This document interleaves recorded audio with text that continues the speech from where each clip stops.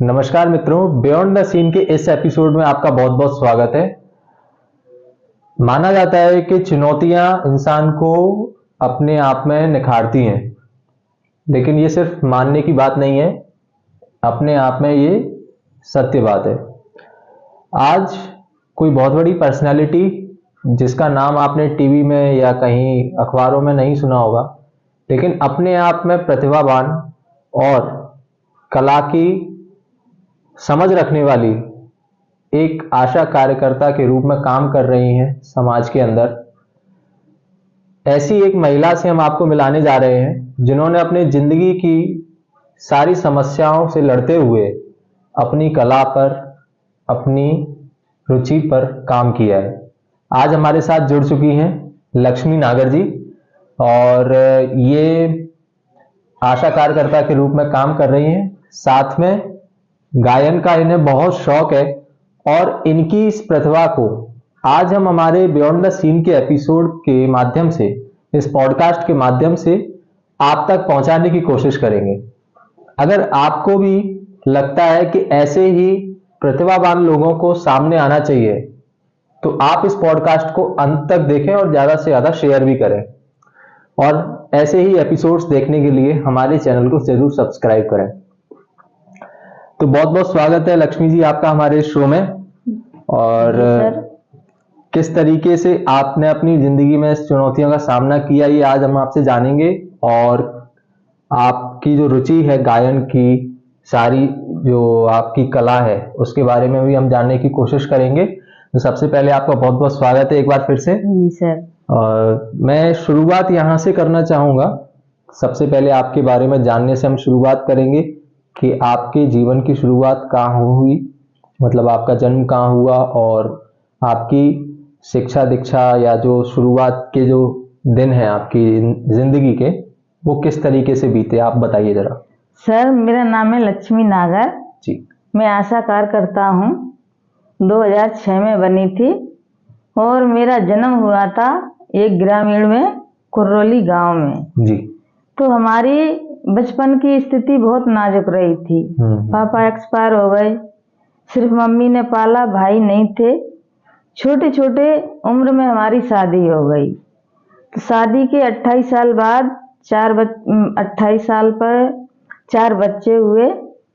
उसके बाद पतिदेव एक्सपायर हो गए। तो सारी परेशानियों का सामना करते हुए मैंने, वही बच्चे भी बड़े हो गए हैं और मैं आशा का काम कर रही हूँ। और मेरी गाने में बहुत रुचि रही है, लेकिन मेरे को चांसेस नहीं मिल पाए। अच्छा। कोई शिक्षा नहीं मिल पाई, लेकिन मैं तो वैसे ही इधर उधर से जी सुन के सीख के, लेकिन मेरी लगन बहुत है गाने में। जैसा भी टूटा फूटा आता है, क्षमा करना। मैं ज्यादा कोई सिंगर नहीं हूँ, लेकिन महिलाओं में जरूर मैं गाती बजाती हूँ। लेकिन जैसे आपने बताया कि आपका ग्रामीण क्षेत्र में जन्म हुआ।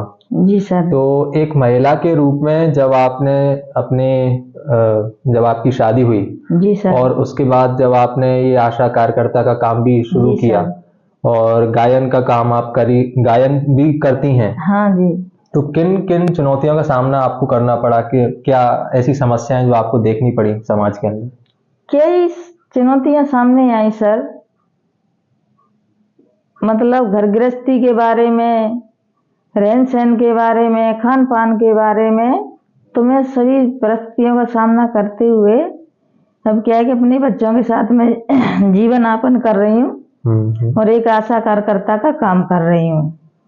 और मेरी गाने में बहुत रुचि रही है, लेकिन कभी भी कहीं चांस नहीं मिला है मेरे को। तो इस तरीके से जीवन यापन कर रही हूँ सर मैं। ठीक है। तो आप संगीत में कौन कौन से संगीत गाती हैं? जैसे लोकगीत है या फिल्मी गीत है, क्या गाती हैं? लोकगीत गाती हूँ सर, फिल्मी गीत भी गाती हूँ, भजन भी गाती हूँ जी, गजल भी गाती हूँ। इतना मेरे को आता है। तो ये जो संगीत का गाने का जो शौक है, ये आपको बचपन से ही था या कहीं से आपको प्रेरणा मिली इसकी? प्रेरणा क्या, हमारे ये पिताजी बहुत बड़े सिंगर थे जी, लेकिन पिताजी का हमने कोई संगत नहीं कर पाई। बचपन में ही वो एक्सपायर हो गए जी। तो पता नहीं मेरे को शुरू से ही इसमें रुचि है। अच्छा। सुनने में भी रुचि है, गाने में भी रुचि है। हाँ। जहाँ भी कहीं संगीत होता है तो मैं जरूर जाती हूँ और बड़े प्रेम से सुनती हूँ। लेकिन मेरे को चांसेस ऐसे नहीं मिल पाए कि मैं कहीं अपनी आवाज सुनाऊं या गाऊं, ऐसी कोई चांस नहीं मिले हैं सर मेरे को। ठीक है।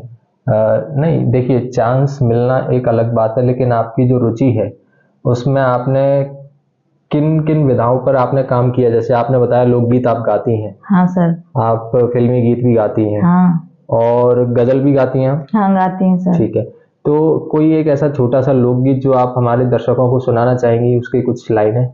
हाँ सुनाऊंगी सर। जी बताइए, सुनाइए। जी जी। भजन या गजल? कोई भी लोकगीत या कोई भजन या गजल, आप जो भी आप सुनाना चाहें। जब हम नहीं होंगे तो वफा कौन करेगा, जब हम नहीं होंगे तो वफा कौन करेगा, जब हम नहीं होंगे तो वफा कौन करेगा। ये फर्ज मोहब्बत का, ये फर्ज मोहब्बत का अदा कौन करेगा। कांटे ही किया करते हैं फूलों की हिफाजत, कांटे यही किया करते हैं फूलों की हिफाजत, कांटे ही नहीं होंगे, कांटे ही नहीं होंगे, बता कौन करेगा, जब हम नहीं होंगे तो वफा कौन करेगा। या रब मेरे दुश्मन को रखना तू सलामत, या रब मेरे दुश्मन को रखना तू सलामत, मेरे लिए मरने की, मेरे लिए मरने की दुआ कौन करेगा, जब हम नहीं होंगे तो वफा कौन करेगा। निकले मेरा जनाजा देखेगा जमाना, निकले मेरा जनाजा देखेगा जमाना, हो बेवफा तू आके, हो बेवफा तू आके दो फूल चढ़ाना। बहुत अच्छी, बहुत ही अच्छी आवाज़ है आपकी। क्या कितना सुंदर आपने गाया है। और मैं ये मानता हूँ कि जिन लोगों को मौका मिल जाता है उनकी प्रतिभा तो सामने आ ही जाती है, लोग सुन ही लेते हैं। जी सर। लेकिन इस एपिसोड के माध्यम से, हमारे शो के माध्यम से हम कोशिश यही करते हैं कि आप जैसे प्रतिभावान लोगों की जो प्रतिभा है उसको सामने लेकर आए। जी सर। क्योंकि ऐसे भारत में कई लोग हैं जो रुचि रखते हैं, बहुत शौक रखते हैं और गाते भी अच्छा है या किसी भी क्षेत्र में बहुत अच्छे हैं। हाँ। लेकिन उनको एक मंच नहीं मिल पाया है। जी सर। आपने बताया कि आप एक आशा कार्यकर्ता के रूप में काम कर रही हैं। जी सर। उसके बारे में थोड़ा सा और बताएं हमारे दर्शकों को कि आशा का क्या काम होता है और आप किस तरीके से गांव में काम कर रही हैं। आशा का काम होता है सर हर 6 महीने में तो सर्वे का काम होता है जी। तो उसमें शिशु से लेके 30 साल तक की महिलाओं की उम्र लिखा जाता है उसमें, और उनको हर बीमारी के बारे में, जो महिलाओं को गुप्त बीमारी होती है, वैसी बीमारी होती है, वो समझाया जाता है। शिशु के टीकाकरण के बारे में समझाया जाता है, और ये अन्य बीमारी है उसके बारे में भी जानकारी दी जाती है और ली जाती है। महिलाओं से संपर्क बहुत रखना पड़ता है। ठीक है। अन्य जो वृद्ध उम्र के लोग होते हैं उनकी भी समस्या सुनी जाती है, उनको भी बताया जाता है। किसी को डायबिटीज है, किसी को टीबी की बीमारी है, तो बीमारी के बारे में, हर बीमारी के बारे में जानकारी दी जाती है। ठीक। अभी जैसे आपने एक गजल हमको सुनाई। जी सर। इसी तरीके से अगर आप कोई और दूसरा अपना भजन अगर हमें सुनाना चाहें हमारे दर्शकों को, तो बिल्कुल आप सुनाए जरा। जी सर, सुनाऊंगी। जी जी। पकड़ लो हाथ बनवारी, नहीं तो डूब जाएंगे। पकड़ लो हाथ बनवारी, नहीं तो डूब जाएंगे। धरी है पाप की गठरी हमारे सर पे भारी, धरी है पाप की गठरी हमारे सर पे भारी। वजन पापों का है भारी, इसे कैसे उठाओगे। बहुत ही अच्छा आपने भजन सुनाया। सवाल मेरा ये है आपसे कि आप इतना अच्छा गाती हैं, आपका जो गला है वो बहुत सुंदर है, तो अगर आपको भविष्य में कोई ऐसा मौका मिलता है, कोई ऐसा मंच मिलता है, तो क्या आप जाना चाहेंगी? कैसे देखती हैं आप आगे अपने जीवन में? जाना चाहूंगी सर, मैं मेरी रुचि है तो मैं जाना चाहूंगी जरूर। ठीक है, तो हम कोशिश यही करेंगे और हमारी यही इच्छा है कि आपको और हमारे शो के माध्यम से एक पहचान मिले।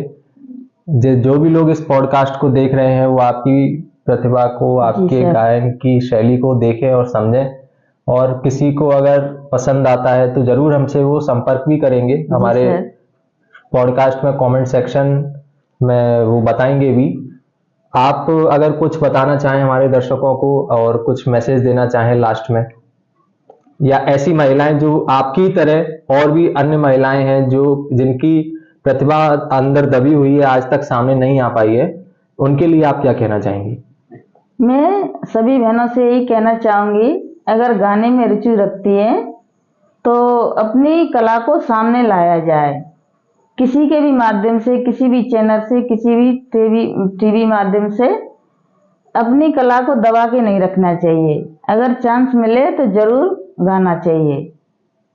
ठीक है, आज के इस एपिसोड में जैसा आपने देखा कि ये जो दीदी हैं लक्ष्मी नागर जी, इनके गायन की आवाज़ आपने इनके गले को सुना, और इस पॉडकास्ट को आप जब भी देखें पूरा एंड तक देखें और ज़्यादा से ज़्यादा शेयर करें, और कमेंट सेक्शन में हमें बताएं कि आज का एपिसोड आपको कैसा लगा। Thank you.